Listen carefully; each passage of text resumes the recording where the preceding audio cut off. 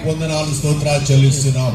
ఇదిగో ప్రభువా, మరి యవనస్తుడు కాబట్టి నా తండ్రి అయ్యా నాయన మంచి నా ప్రభువా నాయన అయ్యా మరి సమాజ సేవ చేస్తూ ప్రభువా ఒక ఉన్నతమైన స్థితికి ఎదగడానికి మీరు కృప చూపండి తండ్రి.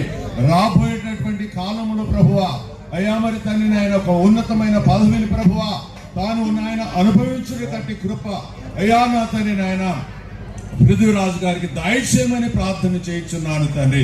దీవించండి, ఆశీర్వదించండి ప్రభువా, మరి అభివృద్ధి చేయాలని ప్రార్థన చేసి నీకు వందనాలు చెల్లిస్తున్నాము తండ్రి. మీరే దీవించండి, ఆశీర్వదించండి. సమస్త ఘనత ఆమేన్. దాసులను ప్రభువా ప్రేమించి పృథ్వీరాజు గారి యొక్క కుటుంబాన్ని ప్రభువా ఎంతగానో మీరు ఆశీర్వదించి ఉంటున్నారు. ఈ ధారాళమైనటువంటి దీవెనల ద్వారా దీవించి ఇక్కడికి చేరువచ్చేసినటువంటి సేవ ప్రార్థిస్తున్నాం తండ్రి. ఆమేన్. నా దైవజనులకు ప్రత్యేకంగా వందనాలు. అలాగే ముఖ్యంగా పృథ్వీరాజు గారికి ముఖ్యంగా దేవుని స్తోత్రంలో ఒక విషయము గమనించాలి. ఇప్పటి వరకు వాక్యం చెప్పిన పాస్టర్ గారు చాలా మంచి విషయాలు చెప్పారు.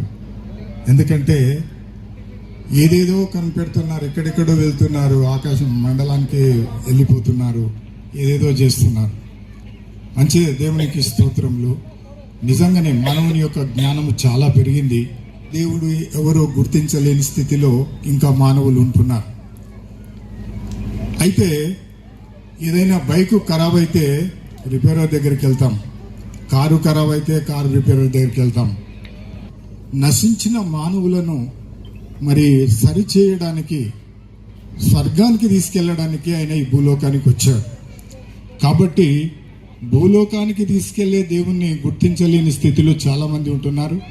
కాబట్టి దేవుడు ఈ సమయంలో మరి పృథ్వీరాజు ద్వారా ఇంత మంచి కార్యక్రమాన్ని పెట్టి మనకు అనేకులకు తెలపడానికి ఈ యొక్క మంచి కార్యక్రమాన్ని చేశారు.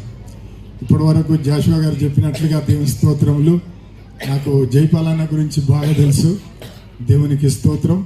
ఎందుకంటే జైపాలన్న ఎప్పుడు మా ఇంటి ముంగటి నుంచే జీప్లో వెళ్తూ ఉంటాడు.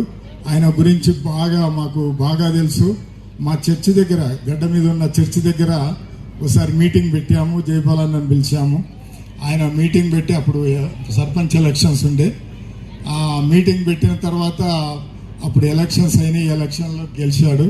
ఆయన చెప్పాడు, నన్ను పిలిచాడు, నేను అక్కడ మీటింగ్ పెట్టినా, నేను గెలిచాను, మీకేం కావాలనో అంటే మాకు అప్పుడు గుడిసె ఉండే చర్చి, మాకు అప్పుడు రేకులు మరి దాని డ్రెస్సులు ఇవి ఇప్పించారు. దేవుని స్తోత్రం. అంతేకాదు అప్పటి నుంచి ఎప్పుడైనా ఆ చర్చి ముంగడి నుంచి